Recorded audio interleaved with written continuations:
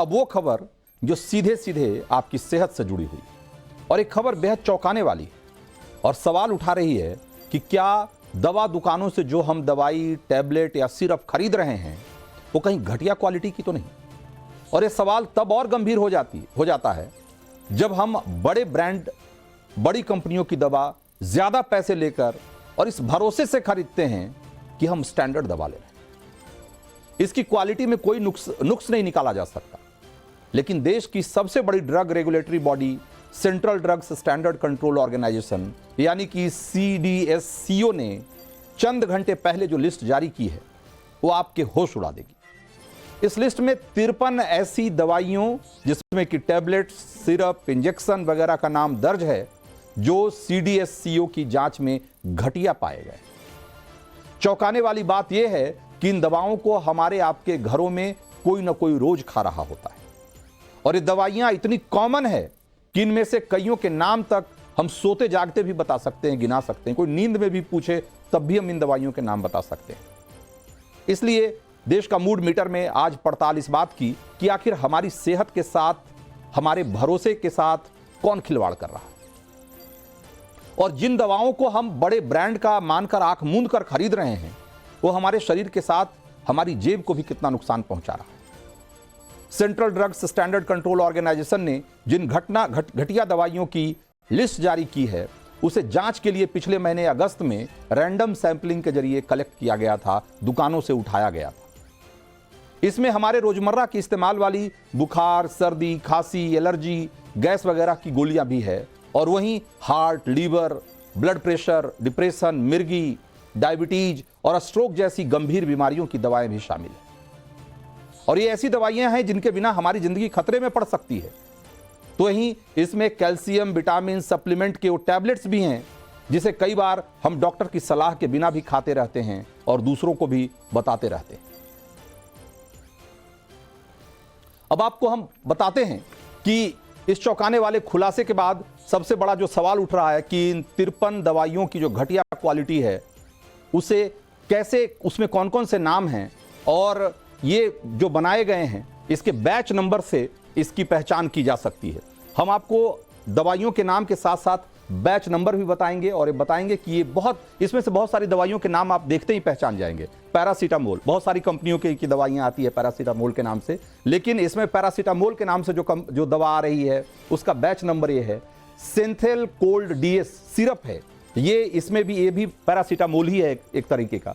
और ये आप देख रहे हैं निमेसुलाइड और फेनिलिफ्रीन, ये भी दर्द निवारक दवा है, और एनाल्जेसिक और एंटीपायरेटिक कहा जाता है। बुखार और दर्द में जनरली ये सब दवाइयां इस्तेमाल की जाती है। इसके अलावा देखिए निसिप, ये भी निमेसुलाइड ही है, निसिप MR। उसके बाद बुफ्लेम प्लस सिरप है, ये आपने सुना होगा, आइब्रूफेन वगैरह बहुत कॉमनली लोग इस्तेमाल करते हैं, दर्द निवारक दवा है ये भी।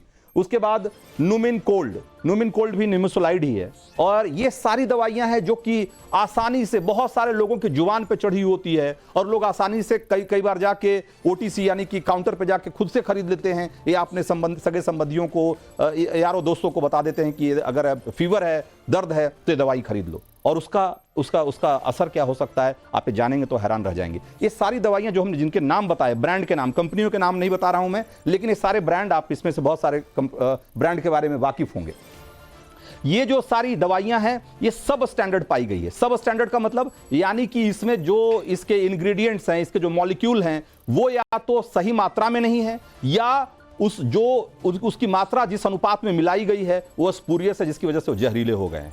अब आप सोचिए कि ये सब दवाइयां कई बार लोग बहुत लंबे अरसे तक खाते हैं, इसका क्या असर होगा आपकी सेहत पर, ये जानेंगे तो आप हैरान रह जाएंगे। हम बताएंगे आपको कि इन दवाइयों का असर क्या होगा आपके शरीर पे, वो भी हम आपको बताएंगे। लेकिन जरा कुछ और दवाइयों के नाम देख लेते हैं। तो ये हमने अभी आपको बताया था जिसमें कि एनाल्जेसिक और एंटीपायरेटिक दवाइयां थी, बुखार वाली, दर्द वाली दवाइयां। अब जरा देखिए, अब आपको दिखा रहे हैं ये दूसरे बैच की दवाइयां हैं, दूसरे कैटेगरी की दवाइयां हैं। ये हैं आपको एंटीबायोटिक, और एंटीबायोटिक आपको पता ही है कि छोटे मोटे इन्फेक्शन से लेकर कई बार गंभीर तरह के इन्फेक्शन के ट्रीटमेंट में इस्तेमाल होती है। एक क्लेवम 625 आपको पता होगा कि ये क्लेवुलिनेट होता है इसमें, और दूसरा जो आपको देख रहा हूं मैक्स क्लेव 625, ये भी क्लेवुलिनेट ही होता है ये भी। इसके अलावा आप देखिए रेना मेगा CV 625, ये तीनों जो आप देख रहे हैं ये सब जो है पोटेशियम क्लेवुलिनेट और एमॉक्सिसिलिन, इन ये कॉम्बिनेशन है जो कि बहुत बहुत कॉमनली इस्तेमाल होता है। कई बार डॉक्टर इसको आपको प्रेस्क्राइब करते हैं।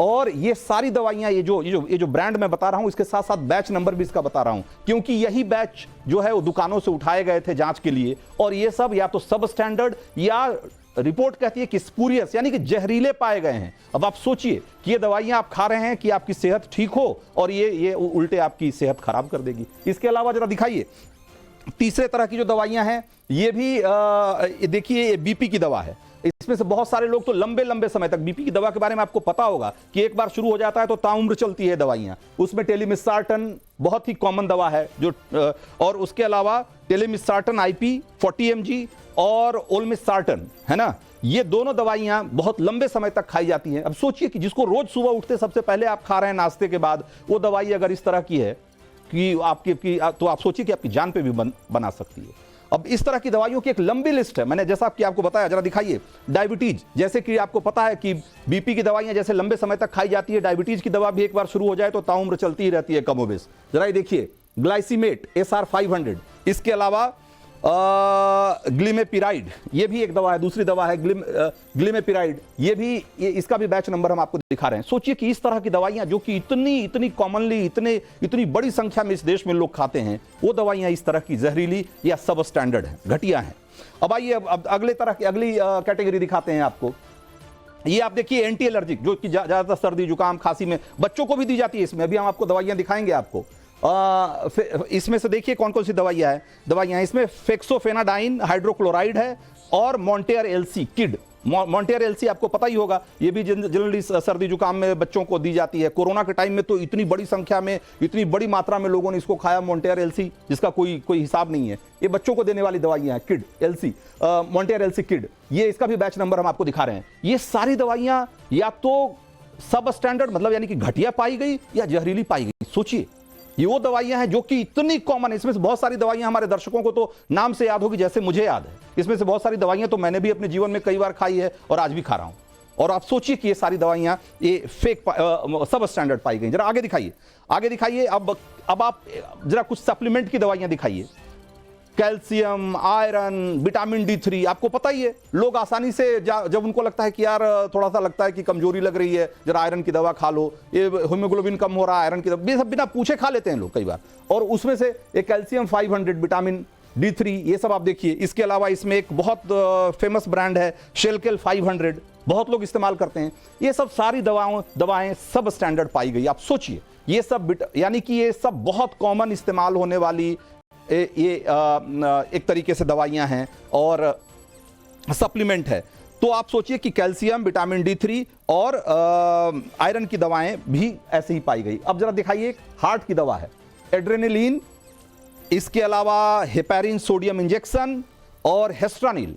ये सब दवाएं हैं जो कि स्ट्रोक से लेकर के और कई बार ब्लड क्लॉट वगैरह जब होता है तो उससे बचाने के लिए सब दवाइयां दी जाती है। आप सोचिए, जान बचाने वाली दवाइयां जो कि जिसके जीवन और मरने का सवाल हो सकता है जिन दवाओं को लेकर, वो सब दवाइयां अगर सब स्टैंडर्ड आ रही हैं तो उसका क्या होगा अंजाम, आप सोच सकते हैं।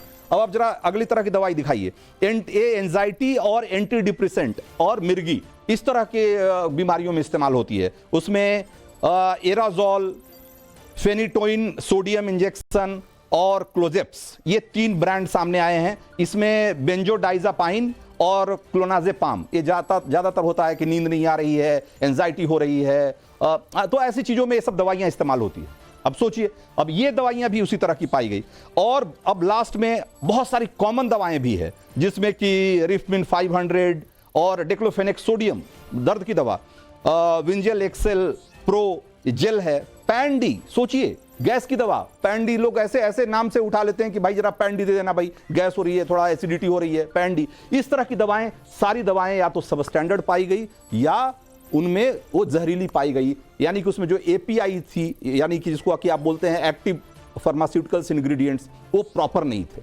अब आप सोचिए कि इतने बड़े बड़े ब्रांड की दवाएं आप खाते हैं इसलिए कि आपकी सेहत ठीक होगी, और ये दवाएं खाएंगे तो इसका असर क्या होता है, अगर लंबे समय तक खाएं तो किडनी और लीवर तक फेल हो सकता है। आप सोचिए, वो दवा, वो जो रोग है वो तो ठीक नहीं होगा, उल्टे 50 तरह की और बीमारियां हो जाएंगी अलग से। अब इस तरह की सिचुएशन में ये देश चल रहा है, और इसको लेकर के आप सोचिए कि क्या किए जाने की जरूरत है। देश के हुक्मरानों को भी इस पर सोचने की जरूरत है।